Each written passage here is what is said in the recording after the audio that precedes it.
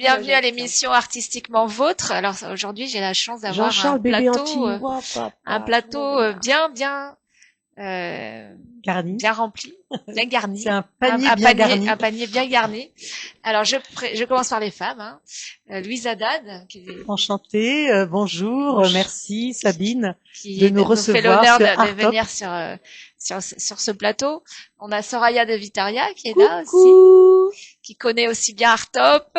Je suis très galante, donc je vais penser aux femmes. Anna Keiko qui est avec nous aussi, qui vient de Chine et qui sera aussi à la Halle des Blancs Manteaux avec nous. Et puis Timothée qu'on ne présente plus.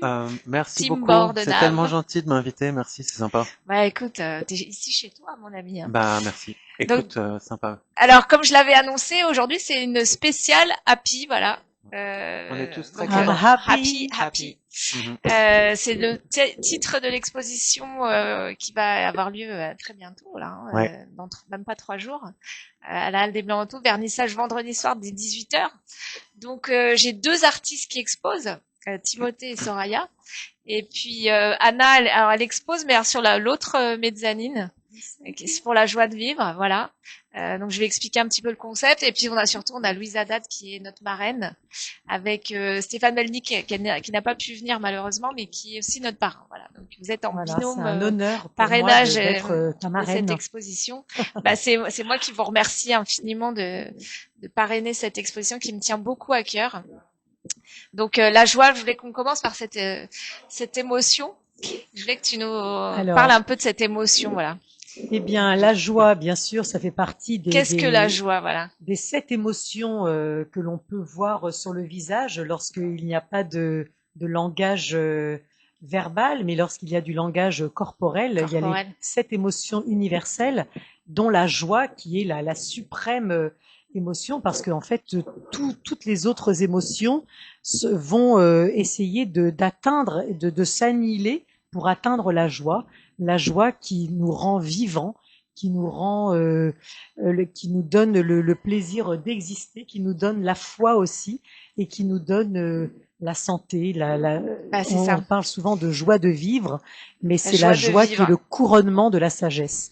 C'est Spinoza qui a dit ça, c'est pas moi. C'est Spinoza, ouais, parce que on avait pris le temps, et puis je sais que Tim il a aussi cherché. Oui, j'ai cherché aussi des petites citations, ouais, notamment. Il y en avait une de Saint-Augustin, mais qui était à propos du bonheur, qui disait le bonheur, c'est de continuer à désirer ce que l'on possède. Continuer à désirer ce que l'on possède. Et après, j'en avais vu d'autres, notamment celle de Marc Aurèle. Marc Aurèle, ouais. J'ai vu ce que tu m'avais envoyé, le cadre. J'en avais envoyé aussi de Saint-Exupéry. Il y a la citation de Saint-Exupéry, je sais pas où il a dit ça, peut-être dans Le Petit Prince, je sais pas. Il disait, la joie, c'est avoir la paix dans le cœur et la joie dans le ventre. Donc, quelque chose de très proche de ça. Et il répétait en fait dans la citation le mot la joie. Et je trouvais ça intéressant. La joie, bien sûr. Alors, il y a le bonheur qui est le concept. Bien sûr que dans le bonheur, il y a bien sûr la joie. Mais la joie, c'est vraiment une émotion. C'est une émotion. Et lorsque Saint-Exupéry parle du cœur et du ventre, c'est justement la joie, ça s'exprime dans la tête, dans le mental, mais ça se révèle dans le corps. Et c'est important justement d'entretenir son corps pour garder la joie aussi. Voilà, mais on va revenir à tout ça. Moi, je vais juste revenir dans une seconde. Continuez dans les 2 secondes parce que le bruit me dérange. Alors, il y a du bruit. D'accord. Alors, moi, j'ai une autre citation aussi, toujours de Spinoza, petit clin d'œil à mon frangin, parce que c'est lui qui est mon philosophe préféré. Et donc, la joie augmente notre puissance d'agir. Et on est tous artistes, et donc, oui, c'est ce que j'ai démontré dans mon livre. Oui, alors on va en parler du livre. Ouais. C'est que, justement, la joie augmente notre puissance d'agir.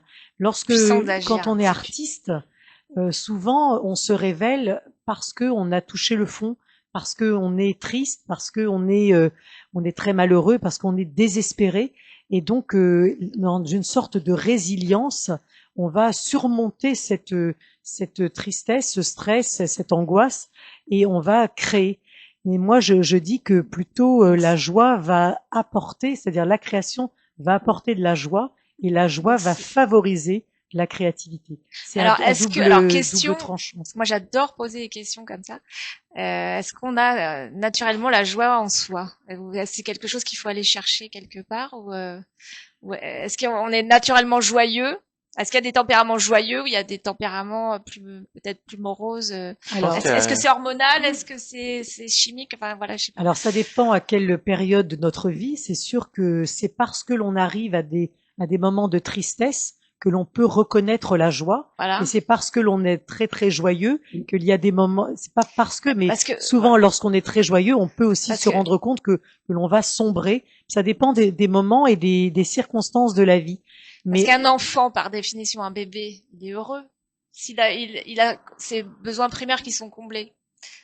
Oui, c'est-à-dire que les premiers besoins, c'est de manger et d'être pris en main et d'être enveloppé par. Mais normalement, on parle d'une enfance a priori heureuse, tu vois. C'est une période de vie. La joie serait innée, pardon. C'est la question que je me pose. Est-ce que la joie, il faut aller la chercher quelque part? Enfin, arriver surtout à l'âge adulte, parce qu'enfant, bon, si on est relativement épargné, il peut toujours avoir des drames, mais je veux dire. On imagine quand même que c'est un laps de temps assez insouciant où on est plus ou moins protégé et heureux. Enfin, j'ai envie de dire. C'est-à-dire que notre inconscient nous guide et nous donne à vivre des émotions. Alors les émotions sont très diverses et variées.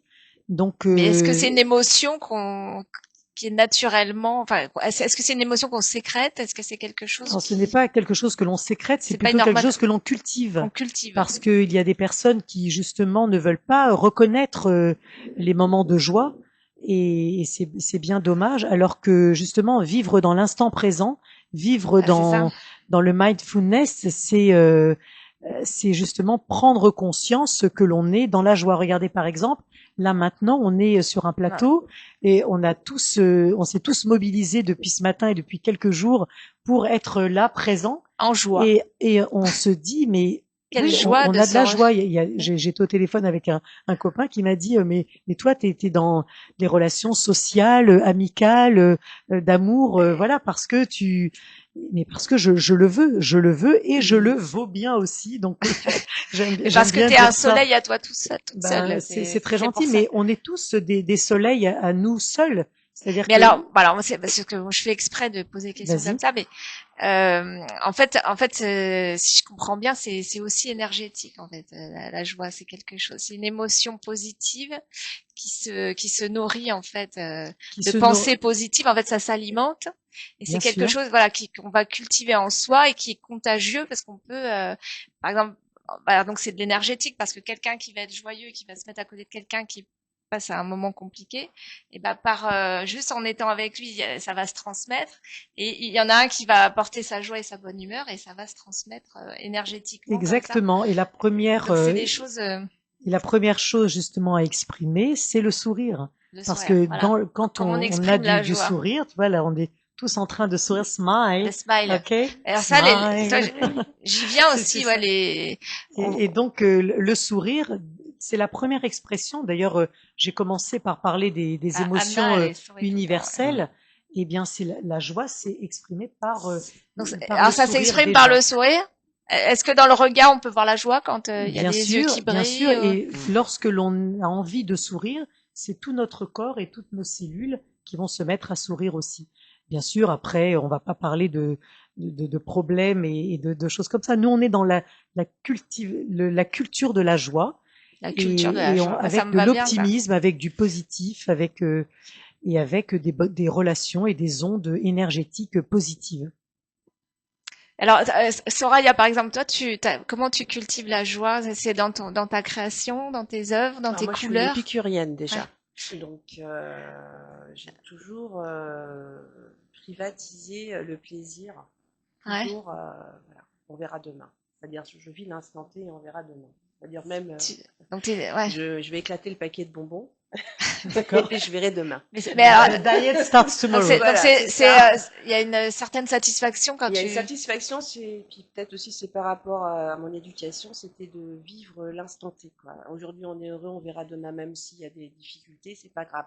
Prenons, voilà, vis le moment. Donc, qu'est-ce qui te procure de la joie, Soraya? Moi, ce qui me procure de la joie, c'est déjà des fois, même beaucoup, je dirais, c'est quand je peux rendre heureux quelqu'un ou heureuse quelqu'un. Voilà, ça te rend joyeux. Ouais, ça me renvoie quelque chose. Voilà, je me dis, j'ai fait une bonne action, peu importe. Donc ça te remplit de joie. La hauteur de la bonne action que j'ai faite, je suis contente. C'est quelque chose qui te remplit de joie. Voilà, je me place pas en tant que, comment dirais-je, le syndrome de la sauveuse, pas du tout, mais des fois des petits riens, ça peut rendre heureux quelqu'un. Et je pense que ça te rend heureuse aussi. Ça me rend heureuse aussi. Comme je peux être très mélancolique, parce que je suis quelqu'un de très sensible. Donc un rien peut me faire couler la larme. D'ailleurs, ça a toujours été problématique étant petite, parce qu'on ne comprenait pas pourquoi je pouvais avoir une larme facile. On disait, elle est trop susceptible, elle est trop sensible. Et même en écoutant la musique, parce que j'ai toujours écouté en fait les textes toute petite. En l'occurrence, je pleurais souvent sur la chanson de Goldman, elle s'appelait Sarah. Ah oui. Ouais. Et je ne comprenais pas. Il y a de quoi pleurer. Mais je ne comprenais pas, parce que j'ai 7 ans. Qu'est-ce que tu peux comprendre? Mais j'avais cette émotion, et c'est des années après, en grandissant et en tendant un peu plus l'oreille, en disant, ah oui, je comprends mieux pourquoi étant petite, j'avais cette larme. Donc je suis les deux. Là, je peux autant pleurer que rire, que sourire. Voilà, on m'appelait d'ailleurs souvent Jean qui rit, Jean qui pleure. Mais je me régénère vite. Donc je vais retrouver le sourire aussi en mangeant des chocolats, en mangeant des bons plats. Donc, et puis, mon métier a fait aussi, je le répète encore, coiffeuse, maquilleuse. Donc rendre belle quelqu'un, beau quelqu'un, c'est une satisfaction. Ouais.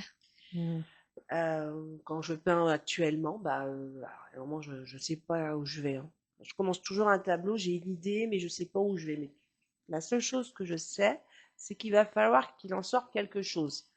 Et après, je peux me retrouver, c'est bête ce que je vais dire, à lever les bras et à danser. C'est ça, allez, ça y est, je l'ai trouvé. Voilà. Je parle chez moi, je suis toute seule. Je parle ça te remplit de joie. À l'atmosphère invisible, etc. Mais voilà, je suis comme ça.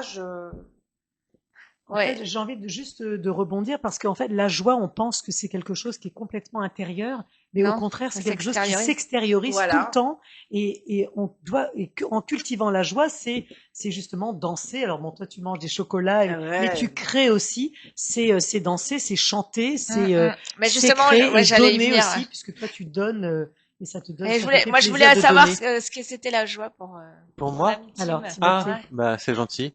Alors, qu'est-ce qui te procure de la joie? Mais je rejoindrais pas mal ce que vous avez dit toutes les deux, notamment toi, Soraya, quand tu parles de la joie qui se construit aussi dans l'échange quand on aide les gens.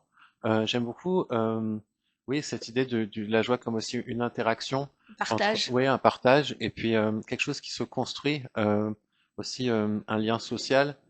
Et pour autant, alors il y a quelque chose qui m'est propre, je pense ici, c'est que je suis quelqu'un de très réflexif, parfois même on pourrait dire contemplatif. Contemplatif, voilà. Ouais. Dans le sens où tu me poses sur un canapé, mais d'ailleurs ici à Paris comme partout ailleurs dans le monde, je pense sur un canapé ou sous un arbre, je sais pas où, tu sais, je m'assois, je regarde ce qui se passe, et avec très peu en fait de choses, des éléments minimes comme juste par exemple de la musique ou même simplement l'idée de réfléchir, d'être là, ça éveille déjà en moi un sentiment de bonheur et de plénitude. Plénitude, voilà. C'est le mot que j'allais dire. Par la contemplation, peut-être. Donc c'est un remplissage en fait. Hein. Ouais, oui, la beauté, tu sais, comme on dit, la gratitude d'être en vie, comme on dit aussi. Exactement, bien tu sais, sûr. on se lève le matin, merci, on est encore là, tu vois. Et par rapport à ce que tu disais, Soraya, et tu en as parlé aussi, Louise, je vois même que tu as écrit un livre apparemment dessus. Oui. Alors la création. Ça a été vraiment une thérapie très très puissante pour moi. Et c'est vrai que dans un état parfois de tristesse ou si je fais référence à mon histoire, mais sans doute que c'est presque à chaque fois c'est ça créer et l'idée du travail, mais aussi qui comme ça qui jaillit, qui à partir de rien transforme en quelque chose. Ça m'a toujours porté, ça m'a toujours rendu heureux. Et plus que ça a même contribué à construire un peu ma vie, mon personnage aujourd'hui. Voilà. Et écoute, c'est vrai aussi que la joie, c'est très communicatif, hein. Bien sûr. Ouais. Contagieux. Oui, contagieux, oui. D'ailleurs, dès que tu souris, t'as changé de tête, hein. Excuse-moi, mais souris, hein. Oui, bah merci. Souris. Merci, c'est gentil. Bah oui, écoute, mais j'essaye de sourire en plus, et souvent les gens me disent que ils me trouvent souriant. Enfin, au jour le jour, tu vois, je suis plutôt justement dans cette démarche dynamique, même d'ailleurs quand parfois ça va pas forcément très bien. Tu vois, le fait de sourire tout de suite, ça apporte autre chose déjà, dans ton corps. Et ouais, ça apaise, ça soulage peut-être, puis ça fait aller de l'avant. Il y avait je me rappelle quand je vous en parle là d'une maxime de développement personnel que j'avais lu il y a longtemps, où il disait, voilà, donc quand tu souris, tu utilises beaucoup moins de force que quand tu fais la grimace. Et ton corps se régénère aussi. Il se relâche aussi. Ton corps se relâche. En même temps que ton visage. Par ailleurs, il y a un truc que si je peux juste dire. Ok, un truc que je voulais te demander, Louise, c'est donc j'ai pas de notion médicale ou très peu sur le plaisir, la joie, etc. Mais je me disais, il n'y a pas des hormones ou des endorphines ou des choses qui font que quelque part chimiquement dans ton corps tu as une sensation comme ça de joie ou la sérotonine. Je connais pas. Bien sûr, il y a beaucoup d'hormones qui sont favorables à tes pensées et ce que tu vas envoyer comme message dans ton corps. Et c'est sûr que si tu es dans la joie, eh bien forcément tu vas cultiver aussi ces hormones et tu vas les développer. Mais il y a l'adrénaline, il y a tout ça.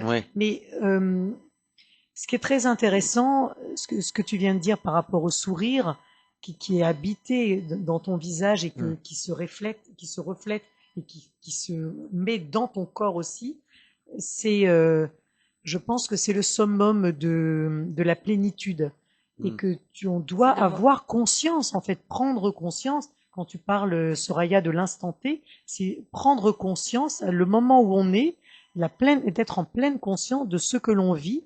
Et même lorsque l'on est triste, les émotions sont très utiles parce que c'est le baromètre de ton état.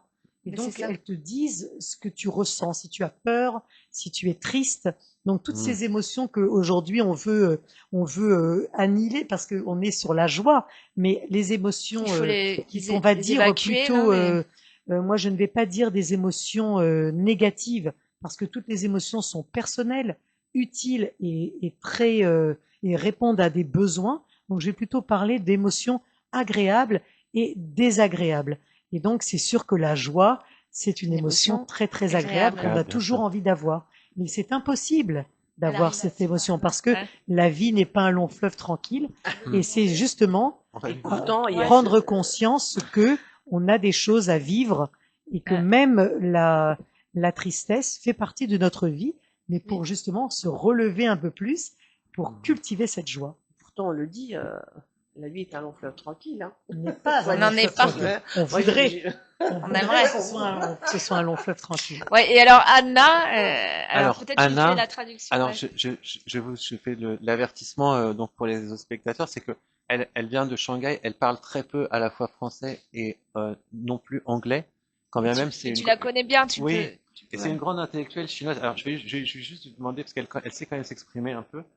Anna, please, can you tell us if you are happy? Yeah, I'm happy. Thank you. Here has for me invention for Palestinian and top channel. Happy.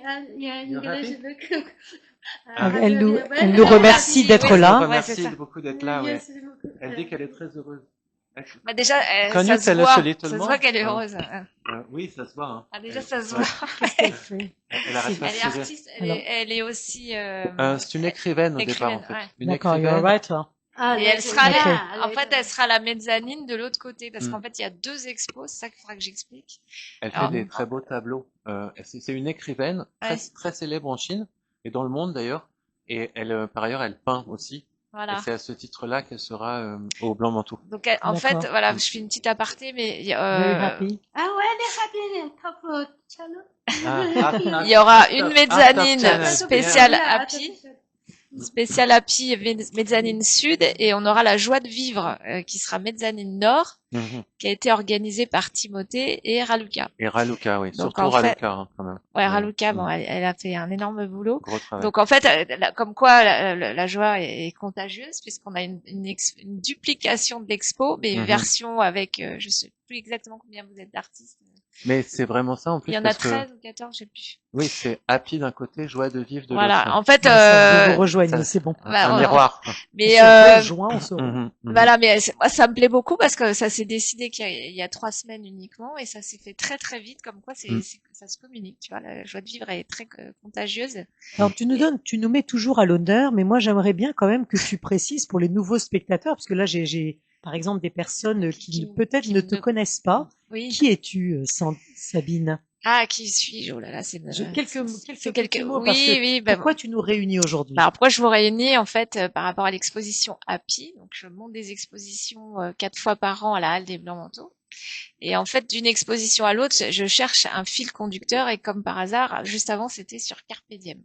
Donc Carpe Diem, c'était savoir saisir l'instant présent, vivre pleinement. Donc l'épicurisme en faisait vraiment partie. C'était l'état d'esprit. Et c'est vrai que suite à cette exposition-là, j'ai vraiment eu besoin de légèreté.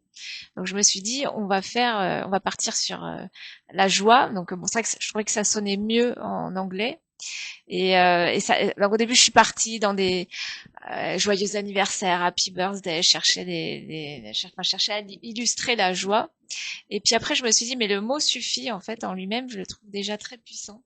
Avec ces 2 P, il y a beaucoup d'ancrage. Et en fait, ça m'a beaucoup plu de monter cette expo, vraiment en réaction à Carpe Diem que j'ai trouvé très lourde à porter, très lourde à porter. Donc, et finalement, c'est parce que tu as eu quelques entre guillemets difficultés à supporter une exposition. Cette exposition que tu t'es tout de suite, du moins que tu as eu réfléchi et que tu as dit, je vais essayer de relever ça avec de la joie. Avec de la joie. Et après, je le dévoile, ça sera la chance parce que je pense que la chance, en fait, c'est la suite logique de la joie. C'est vrai, ouais. Voilà. Excuse-moi, je voulais rebondir sur ce que tu disais, Louise, pour peut-être aller un peu plus loin, mais toujours par rapport à toi, Sabine. Vas-y. Est-ce que tu pourrais en dire justement aux spectateurs là, aux gens qui t'écoutent, qui te suivent aussi, parler de ton travail de galeriste? Oui. Parce que là, c'est un autre écran, c'est le. Alors c'est galerie sans galerie parce que j'ai pas physiquement de galerie, mais en fait je fais tout. Pas encore, c'est vrai. Galeriste itinérante. Itinérante et en fait c'est un travail de promotion artistique que je propose donc sur 2 mois à peu près le temps de préparation d'exposition et ce qui me permet de faire. Alors je fais beaucoup d'heures téléphoniques parce que ça se passe beaucoup par téléphone en fait.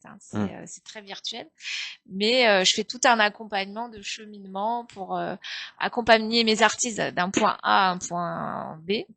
Et pour être prêt en temps et en heure pour une exposition et mon collectif d'artistes que je monte qui est évolutif d'une expo à l'autre me permet d'illustrer un propos parce qu'en fait je parle de moi au travers de toutes mes expositions, tout a du sens et ça me permet d'accompagner un collectif qui est évolutif, c'est-à-dire que j'ai des noyaux durs qui se font, qui se défont, qui se refont. Il y a des artistes par exemple qui laissent passer une expo ou 2 puis qui reviennent parce qu'ils ont aimé l'état d'esprit. En fait, je propose une aventure humaine. Voilà, c'est une aventure humaine sur qui commence virtuellement sur 2 mois et concrètement en présentiel sur 3 jours. Voilà, donc c'est très très court, c'est un huis clos. Et alors moi je suis très fière de mes castings d'une fois sur l'autre parce que je fais mes petits pronostics à l'avance en disant machin il va s'entendre avec bidule et donc on est des bidules et des machins. Et ça m'amuse beaucoup à l'avance parce que je me trompe pas trop sur les sur le fait que ça matche bien et j'essaye vraiment et puis le risque zéro n'existe pas. Par rapport à la scénographie, à la scénographie, pour moi, je veux que les œuvres se répondent absolument. Et ce qui est fou, c'est que alors, je crois pas du tout au hasard, mais il s'avère que j'ai des artistes qui ont des œuvres qui se répondent sans le savoir, qui sont en face, comme par hasard. Et donc je dévoile pas parce que c'est un secret, mais on va se retrouver avec 2 œuvres sur le même thème. Et ils le savent pas. Donc moi je le sais. Mais je trouve ça absolument génial parce qu'en fait là j'ai 20 artistes, j'ai 20 visions de la joie Et c'est 20 visions qui sont extrêmement différentes et ça me plaît beaucoup, voilà, parce qu'il y a autant d'avis que de personnes et que de couleurs, voilà. Et si je peux me permettre, il y a un truc que t'as pas vraiment dit, c'est que c'est aussi beaucoup, enfin c'est seulement grâce à toi presque que on a pu faire la joie de vivre, notamment. Enfin, c'est-à-dire que ah oui, alors la joie de vivre. Comment est née la joie de vivre? Parce que en fait c'est grâce à toi. Oui, non, attends, non, il faut pas inverser, c'est grâce à toi. Non, mais alors pourquoi c'est grâce à toi? J'explique. En fait, tu m'as amené tu m'as envoyé 2 artistes. Donc, alors il y en a une qui sera en décembre parce qu'elle elle était pas prête. On le dit peut-être pas. On dit pas, ce sera une surprise. Okay. Et donc une qui sera avec nous sur l'expo Happy et une deuxième qui arrivait vraiment après coup fin août et qui était extrêmement motivée. Avec qui j'ai eu un très bon contact téléphonique et je lui ai dit, donc c'est Raluca. Je lui ai dit Raluca, c'est pas que je veux pas te faire travailler, c'est que toutes mes cloisons sont prises. Donc voilà, je suis pas une magicienne, je vais pas te mentir, je sais pas où te mettre. Voilà, très clairement. Donc je lui ai dit voilà, si tu veux, et parce qu'elle était très motivée. Donc au début je lui parlais que de décembre, et elle disait non, il y a vraiment pas moyen en septembre. Alors. Et Raluca, c'est une fille particulièrement volontaire aussi. Faut dire, elle a vraiment une force de volonté incroyable. Et pour la faire courte, sinon l'histoire elle va être très longue. En fait je lui ai dit voilà, le seul moyen que t'exposes avec nous en septembre, ça serait de monter. Parce que je peux pas prendre pour une artiste reprendre une mezzanine, c'est pas possible. Bien sûr. Financièrement, c'est absurde. Donc je lui ai dit voilà, il faudrait vraiment trouver les artistes qui couvrent les frais de location et comme ça on investit la 2e mezzanine sur le même thème parce qu'en toute logique ça serait bien d'être sur le même thème et c'est comme ça qu'est née la joie de vivre. Donc elle a monté en 3 semaines, un collectif d'artistes qui va être là. Donc c'est une performance parce que franchement moi j'ai collectif d'artistes. Je lui ai dit plein de fois, j'ai dit bravo. Bravo Raluca. Elle nous écoute, je pense. C'est une vraie performance. En très peu de temps, réussir à trouver des artistes motivés, hyper motivés. Et on a rattrapé tout le retard parce que ils étaient pas très en avance. Et donc on va proposer ça dès vendredi. Donc dès vendredi, à la passerelle de la Halle des Blancs Manteaux, en mezzanine, il y a 2 mezzanines, une sur Happy et une sur la joie de vivre, qui sont 2 expositions qui se répondent de manière gémellaire et avec donc des collectifs d'artistes, donc de gens qui ne se connaissent pas a priori. Alors dans votre mezzanine, ils se connaîtront plus ou moins. Oui, en fait, je pense que dans la mezzanine, de Raluca, il y a quand même pas mal de copains, copines. Heureusement. Ouais, d'autant que en fait, justement, comme on avait très peu de temps pour chercher les gens, du coup, on s'est aussi tourné vers ceux qu'on connaissait le mieux. Vous avez bien fait. Ouais. Et il y en aura quand même pas mal qui se connaissent entre eux. Ouais, je pense. Oui, mais du coup, moi, c'est ce que j'ai essayé de dire, c'est qu'en bonne intelligence, il y aura donc les 2 expos qui se répondent en écho. Et je pense qu'il va y avoir une ambiance de dingue parce que on a dupliqué le concept Happy sur la joie de vivre en fait. Le vernissage, ça va être marrant. Parce qu'il faudra que le public switch quoi. Oui, se balade d'une pièce à l'autre. Balade, que ça circule bien. Et... on fera en sorte en bonne intelligence, tout le monde communique avec tout le monde. C'est ça. C'est ça. Et puis, je pense qu'on va être amené à ce que tous se connaissent. Donc, en fait, ça fait au moins 35 artistes en haut. Donc, ce qui est pas rien. Quoi. Tu disais, 12, 13, je crois que c'est ça qu'elle a. Nous, on est au moins 20, plus Louise, ça fait 21. Ouais, 21 plus 13, on monte au moins à 34. Donc, ce qui est beaucoup. C'est beaucoup. Grosse ambiance. Je pense que c'est grosse ambiance, ils vont être jaloux en bas. En fait, on fait une contrefête. Tu sais, comme dans les fêtes, dans les appartements, il y a toujours la contrefête dans la cuisine. Mais voilà, mais disons qu'il y a pas de concurrence entre Happy et joie de vivre. C'est dans la joie et la bonne humeur partout. Et c'est ce que je voulais qu'on explique aujourd'hui, c'est le côté contagieux de la joie. En fait. De la joie. C'est quelque chose qui se communique. Et je sais que toi, tu vas nous faire une petite intervention. Alors moi, le dimanche à 11h, je propose une séance de sophrologie, une initiation justement pour... alors je vais toujours dire cultiver la joie, mais c'est surtout pour développer la joie dans notre corps et dans nos cellules et dans notre mental. En sophrologie, on travaille beaucoup sur l'harmonie entre le mental et le corps. Et sur aussi, on a plein de capacités comme la confiance en soi, l'estime de soi, et puis aussi la capacité à être optimiste et être positif. Et donc, à travers des exercices de sophrologie ludiques, et de sophrologie caïcédienne, je vais proposer une initiation. Donc, ce sera à 11h. Alors, peut-être pas à 11h pile, parce que le temps que les gens arrivent. 11h. Ouais, ça ouvre à 11h. Ouais, ça ouvre à 11h. J'ai peur qu'à 11h, tu te casses le nez. Non, je me casserai jamais le nez, moi. Non, mais à 11h, disons que les gens, je vous attendrai, voilà. Dimanche matin à 11h, les gens, ils arrivent au compte-gouttes. D'accord. Par expérience, hein. Souvent, je me retrouve toute seule à 11h. Mais, on sera deux, alors. On sera au moins deux. On vous attendra avec Non. Non. Timothy, tu seras là. On sera 3. Et toi, Hannah. Anna, elle sera là. Ok, donc on sera déjà 4. À 11h, non. D'accord. Je l'ai dit vraiment. Non. D'accord. 11h30? Oui, voilà. 11h30, d'accord. On d'accord. sera là avec les petits croissants. On sera là avec le jus d'orange. J'ai une question bête, ok. Aucune question bête. Excuse-moi, mais est-ce que en quelques lignes, enfin, je sais pas comment dire, en quelques mots, tu pourrais dire à quelqu'un qui connaît pas, typiquement moi, quel est le sens vraiment du mot sophrologie? Qu'est-ce que c'est que cette discipline? Alors, sophrologie, c'est 3 racines grecques. C'est sos, phrène et logie. Ça veut dire l'équilibre de la conscience.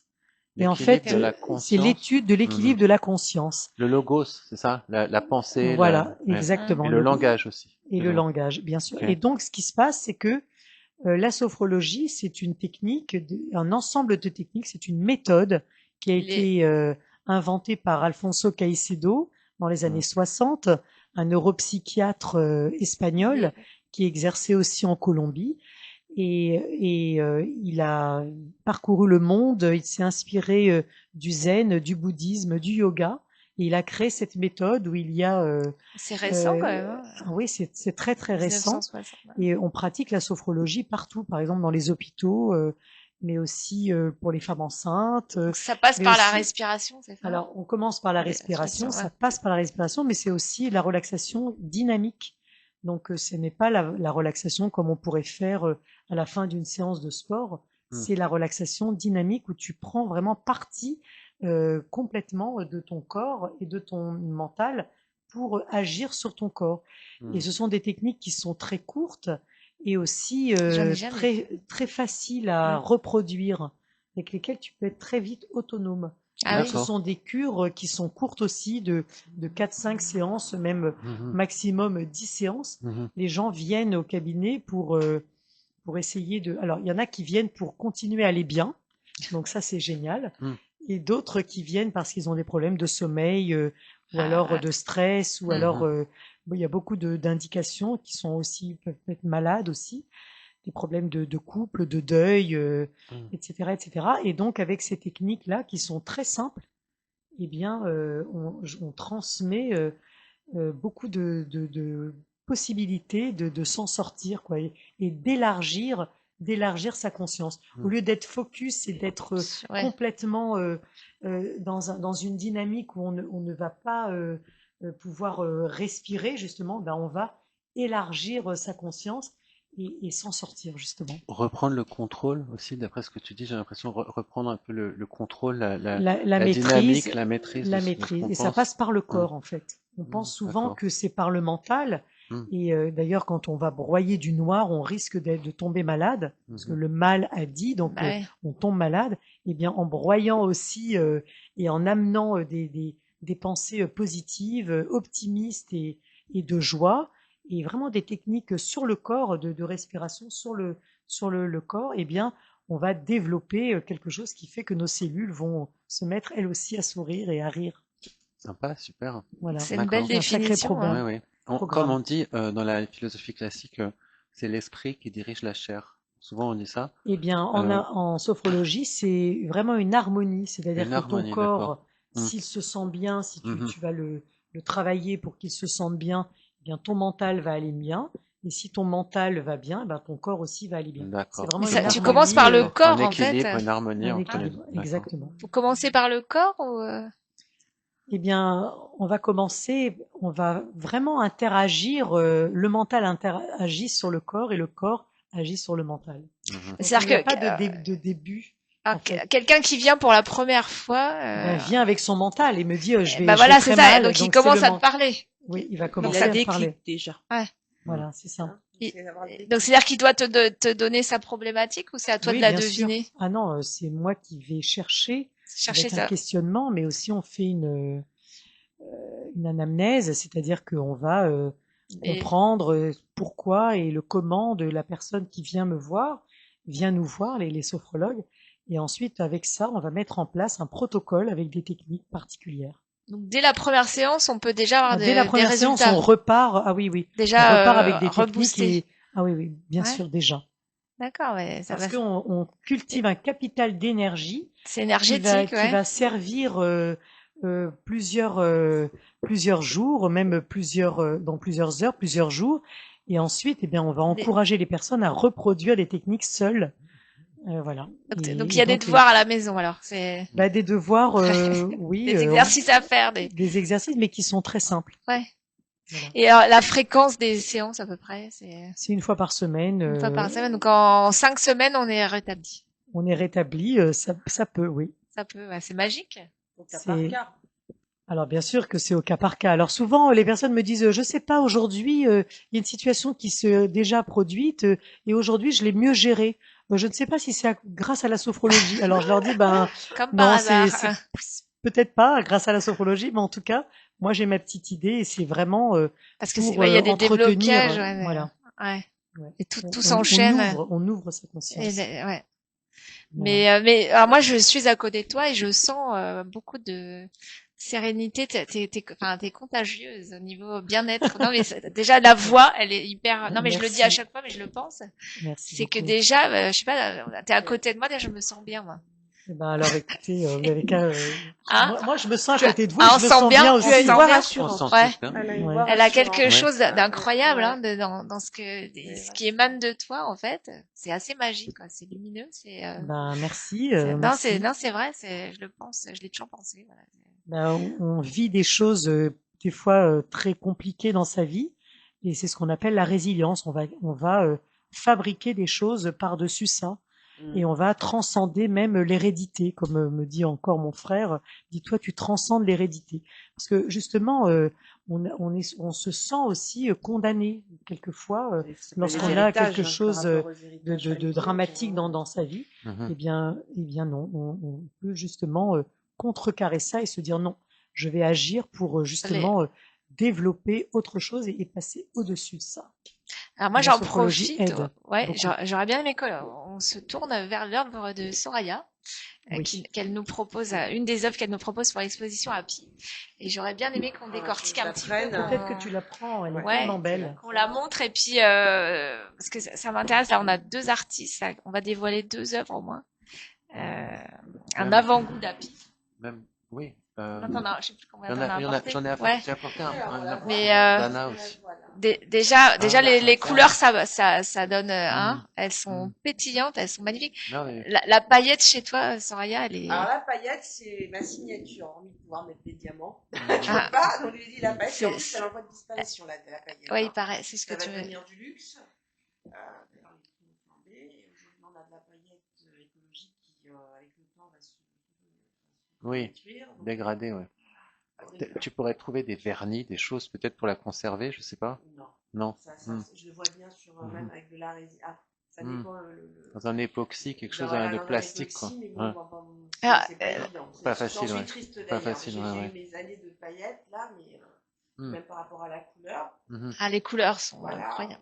C'est vrai que moi, j'essaie de choisir des couleurs assez ludiques. Moi, je guéris mon âme par la couleur. Oui. Donc pour toi, la couleur, comme la couleur guérit l'âme pour moi. Oui. Ça m'apaise. Et alors, qu'est-ce que tu essayes de nous dire dans cette toile, Soraya? Alors, j'ai toujours voulu peindre la femme afro parce que je trouve qu'elle a un supplément d'âme par rapport à la caucasienne et elle peut tout se permettre. Ouais. Elle peut mettre des choses totalement excentriques, des coiffures totalement excentriques, des couleurs hyper flashy. Il y a toujours quelque chose qui fait qu'elle a ce truc. C'est vrai que je côtoie énormément le monde afro, donc j'ai pu voir. Tu peux te rapprocher du micro, du micro, c'est les communautés confondues, et je les adore. Et si je pouvais me coiffer afro, je me coifferais afro. J'ai essayé, mais bon, quand j'avais des cheveux encore, mais c'est pas ça. Ah ouais, j'ai essayé, mais bon. Et puis, moi, je suis des années 70, donc j'ai grandi avec Donna Summer, toutes ces femmes. Donc c'est rétro, voilà, très disco. C'est disco, Et puis bon, alors, c'est marrant parce que moi, je fais d'une certaine manière, et après, je laisse toujours la personne qui regarde le tableau avoir sa propre vision. Alors, on me parle parce qu'il y a beaucoup de symboles. Ouais, il y a le côté futuriste. Et moi, c'est pas le futur, c'est le vintage. Moi, quand je l'ai fait, c'est vintage. C'est pas futur. Et en même temps, c'est vraiment le futur, là, quand on va chez une certaine marque de moi, pour moi, c'est la réalité, réalité virtuelle. Moi, je vois du vintage, là. Ouais. Et moi, je vois du futuriste. Voilà. La robe, oui, vintage. Voilà, le vintage, les couleurs. Moi, j'aimerais bien une robe comme ça. Voilà. C'est joli, même le casque, comme ça, enfin, ce casque, ce téléviseur, je trouve qu'il a un côté très années 60. Ouais, complètement. Donc, je vois pas le futur, moi, je vois le passé. Donc, c'est marrant comment les personnes puissent... Si je peux te poser une question, peut-être en tant aussi que styliste, dessinatrice de mode, et puis ton côté maquilleuse, coiffeuse, tu as vraiment dans tout ce que je vois de toi depuis que je te connais il y a quelques mois, toujours un rapport au corps et aussi aux habits, quelque part l'image, on pourrait dire du corps dans la société ou quelque chose comme ça, non? Alors moi j'étais coiffeuse maquilleuse, donc je faisais l'esthétique, donc soin du corps, maquillage, manicure, beauté des pieds, etc. C'est vrai qu'il y a toujours ce côté esthétique. Esthétique, et puis de pas toujours associer la mode aux gravures de mode. D'accord. La mode c'est pour tout le monde. Je démode la mode. Voilà, donc c'est pas parce qu'on est curvy qu'on peut pas s'habiller. C'est pas parce que on n'est pas grande de taille qu'on peut pas s'habiller. Je veux dire, tout est possible. Après, c'est sûr qu'on porte le vêtement qui va nous aller le mieux. Et il y a des personnes, même si tu les habilles en sac plastique, elles ont ce truc. Ouais, c'est vrai. Et puis il y a d'autres personnes qui peuvent pas se permettre de tout porter, mais faut trouver son style. Alors, ça dépend de la couleur de cette plastique. Voilà, tout à fait. Il y a un truc aussi, ça dépend aussi, comment dire, il y a certains aussi créateurs de mode qui ont le chic à partir de presque rien aussi faire des trucs magnifiques. Je pensais à Schiaparelli là, la dernière fois, avec une petite mousse qui tient toute seule là, en 3D. Ils font un truc en 5 minutes, ils habillent les plus beaux mannequins du monde. C'est ça. C'est déjà des mannequins, quoi. Alors moi, je dis que je continue de coiffer et de maquiller mes tableaux, mes vêtements. Voilà, faut que ça soit harmonieux chez moi.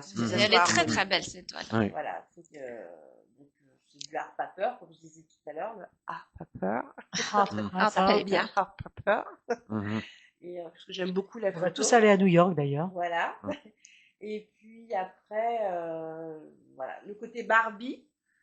Donc c'est la Barbie, mais c'est la working girl d'aujourd'hui.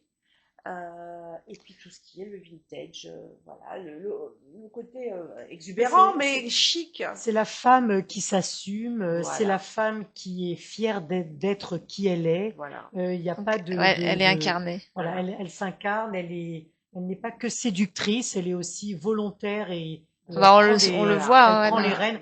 Et j'ai l'impression que c'est un peu toi, parce que tu es aussi quelqu'un qui, ça fait 2 fois qu'on se rencontre et à chaque fois, j'admire énormément tes œuvres dans le sens où je te sens assumer vraiment qui tu es.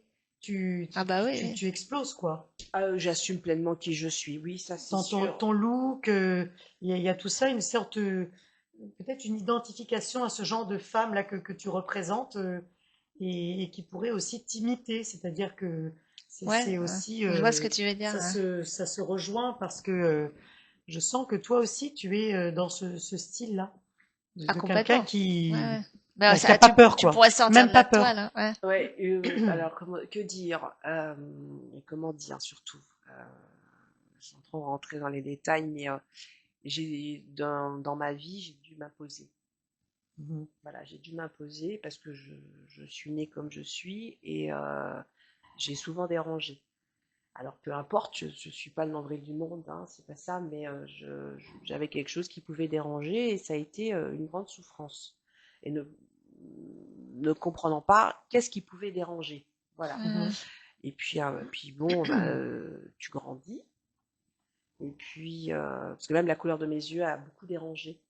Ah oui, la couleur. Parce que j'avais un regard très perçant, donc et puis on pouvait lire à travers moi comme un livre ouvert. c'est-à-dire quand ça va pas, ou ça m'interpelle, ou voilà. Donc si tu veux, c'est une souffrance, parce que tu te sens agressé à chaque fois. Bon, après tu prends de l'âge, tu grandis, puis à un moment tu dis mais attends, c'est bon, voilà. C'est bon, je suis ça. Voilà. Et aussi. C'est ça, cette femme en rose, elle est magnifique. Elle est magnifique. Et d'avoir côtoyé aussi assez cinématographique le monde afro. J'ai des liens avec ce monde, parce que ils sont jugés par la couleur. Ils ont une couleur. Il y en a une. C'est même pas noir, c'est marron. C'est pas. Et ils sont jugés, ils n'ont même pas parlé, ils n'ont pas ouvert la bouche, ils n'ont pas dit quoi que ce soit, qu'ils sont déjà condamnés. Et c'est un peu moi d'arriver dans un endroit et de déplaire aux personnes qui sont là, et tu comprends pas, on t'aime pas, tu sais pas pourquoi.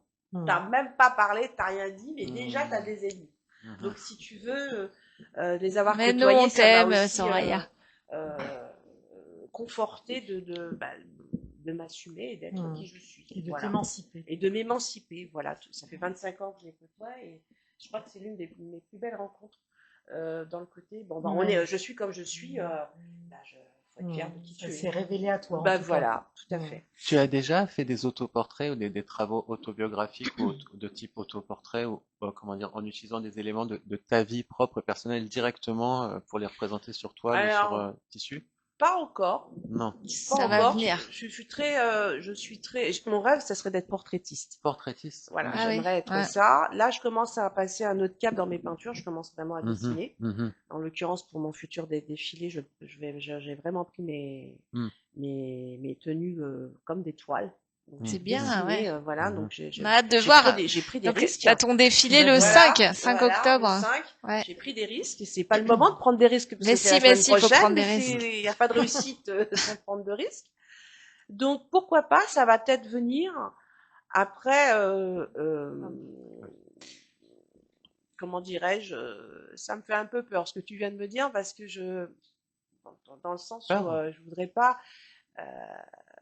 Je pense que c'est ce qui m'attend de toute façon. Si j'ai encore longue vie, je vais arriver à être dans l'autoportrait. Oui, ou peut-être. C'est bien. Mais c'est peut-être pas spécialement où j'ai envie d'aller.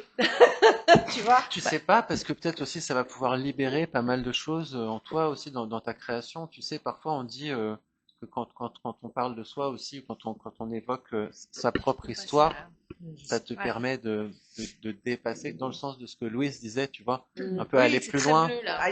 Voilà. Par résilience. On passe du rose au bleu avec. C'est pareil. Voilà, le rouge et le bleu. Alors, la Tour Eiffel. Merci, c'est sympa. Alors, attends, comment on peut faire? Ah, voilà. Si attends, viens. Ouais, c'est bon. Si on la voit bien, là. Alors, toi, c'est ton choix de dévoiler cette œuvre pour l'exposition à pied. Oui, merci.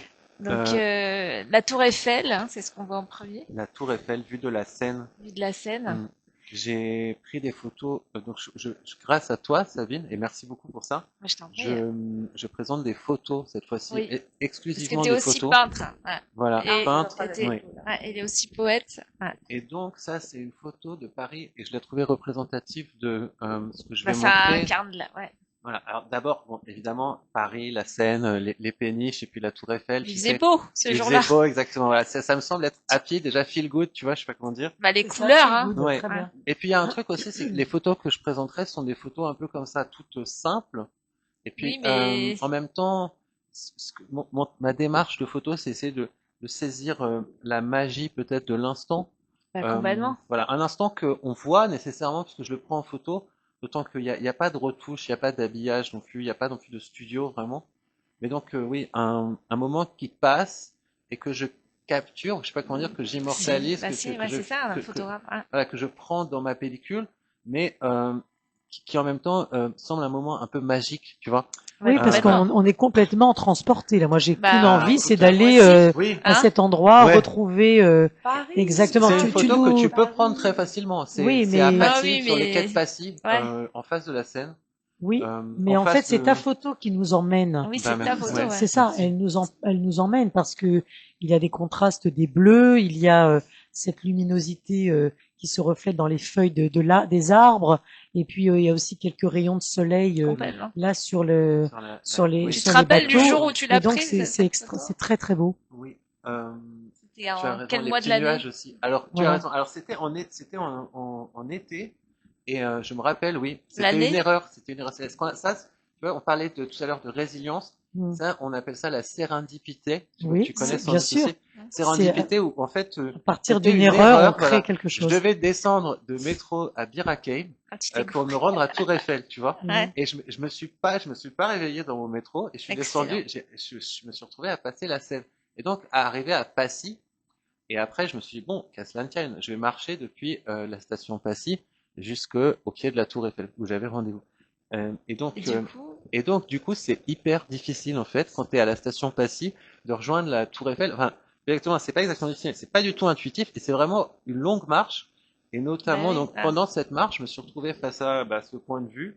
Il fallait que tu la fasses, cette photo. Et voilà, il fallait que je fasse la photo. C'est le président Kennedy, là. Oui, ça doit être ça, c'est les quais, ouais. C'est ça, peut-être, ouais. Juste en face. Après l'Alma, tu remontes. Et tu as les quais, tu as les bateaux qui sont là. Ouais, ça doit être exactement ça, ouais. Tu dépasses la rue Beethoven et tu remontes Président Kennedy. Et sur la droite, tu peux arriver à Passy, la rue de Passy. Voilà, c'est ça. Et alors, je voulais qu'on en vienne aussi à l'œuvre d'Anna. Mais oui, tu as raison. Et la pauvre Anna, l'heure tourne, voilà. Elle n'a pas pu vraiment parler.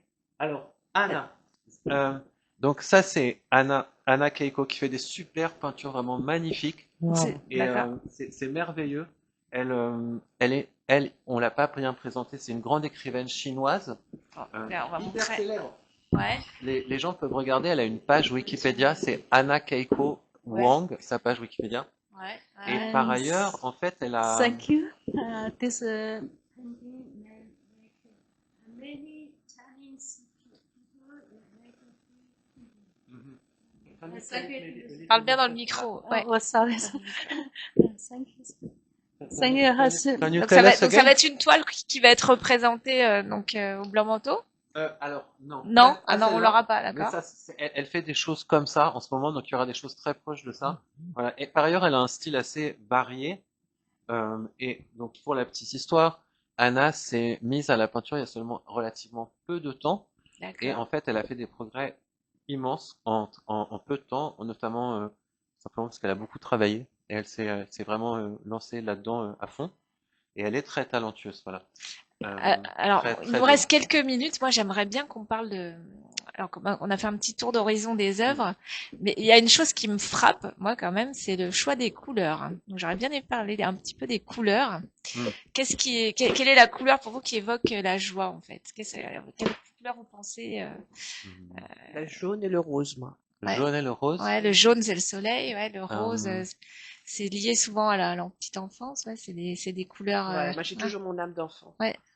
Justement, dans mon livre, voilà, je parle de la signification des couleurs. Couleurs chaudes. Et là, je vois par exemple le rose dans ta peinture. Il y a beaucoup de rose chez Soraya. Il y a de la tendresse, de la douceur, du bonheur, du romantisme. Alors bien sûr, la féminité, la compassion, l'enfance. Oui. Tu vois, c'est ce que tu viens de dire. Hein. Et la sensualité et l'érotisme aussi dans le rose.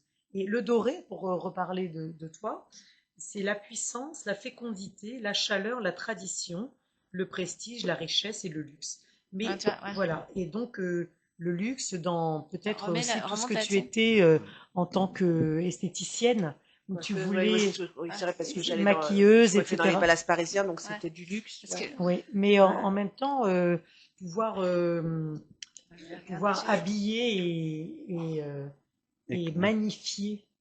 Mais qu'est-ce qu'ils disent sur le bleu? Parce que voilà, moi je voulais en venir au bleu parce que le bleu c'est les tons clairs. Alors les tons clairs c'est le merveilleux, la liberté, le rêve, la jeunesse, le ciel, l'eau, la mer, l'espace, l'air, l'évasion, la paix et l'apaisement.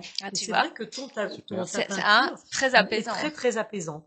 Et après dans les tons foncés, c'est la vérité, la confiance. Tu vois quand tu parles de tes yeux, toi, la confiance, la loyauté. L'intelligence, la sécurité et le voyage.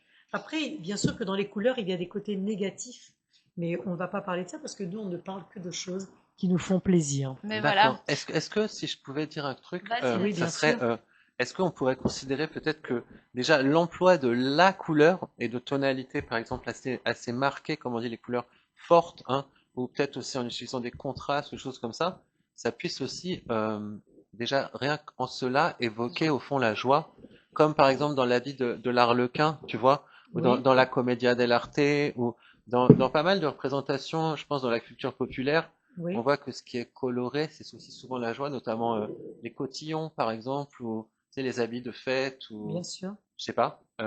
Bien sûr, de toute façon, on ne va pas choisir une couleur par hasard. Ça fait partie de notre mood. On va parler en anglais. Ça fait partie de notre. Des couleurs là. Il y a des couleurs, mais il y a aussi des dégradés. Des cœurs, voilà. On est à tout amour et. Bah, tu n'es que amour, toi. Mais toi aussi. Ah voilà, moi je suis habillée un peu. Je ne suis qu'amour, comme Édouard Baird. Je ne suis qu'amour. Le script Otis dans Astérix et Cléopâtre. Oui. Ouais. C'est ça. Alors les amis, on va clôturer, mais déjà une heure, ça passe très très vite. Donc en fait, ce que j'ai envie de vous dire, c'est que si vous avez envie de passer un moment joyeux et heureux, il faut venir absolument à l'exposition Happy à la Halle des Blancs-Manteaux, 48 rue Vieille du Temple. Donc rendez-vous, c'est ouvert au public dès 15h, vendredi, ce vendredi. Le vernissage est à 18h jusqu'à 21h. Nous aurons la joie de retrouver Soraya qui est venue aujourd'hui et Timothée, Anna Keiko qui sera sur l'autre mezzanine mais qui sera avec nous aussi, et puis surtout Louise qui sera là au vernissage, et puis surtout qui sera là dimanche à 11h pour nous faire une initiation à la sophrologie. Voilà, sans compter qu'on a Stéphane Melnik, notre parrain. Je vais venir finalement. Ah bah il faut être là, il faut venir. Voilà, si vous êtes, si ça vous parle, vous êtes tous invités à passer vraiment un moment joyeux avec nous. Voilà. Donc moi j'ai vraiment hâte de découvrir cette exposition. Ah oui, et ça vaut le détour, bravo Sabine, parce que je sais que ça a l'air comme ça très facile, mais qu'il y a énormément de travail derrière et d'investissement et aussi de confiance en soi et de croyance. Et tu as une belle estime de toi et je t'encourage à la développer encore plus. J'essaye. Voilà. En tout cas, c'est le mot de la fin, mais merci Louise, tu incarnes complètement la joie. Et on vous dit à très vite, enfin sur toi ce Et merci de nous accueillir Artop. Merci beaucoup Montana, merci. Merci. Au revoir. Thank you so much. Thank you so much.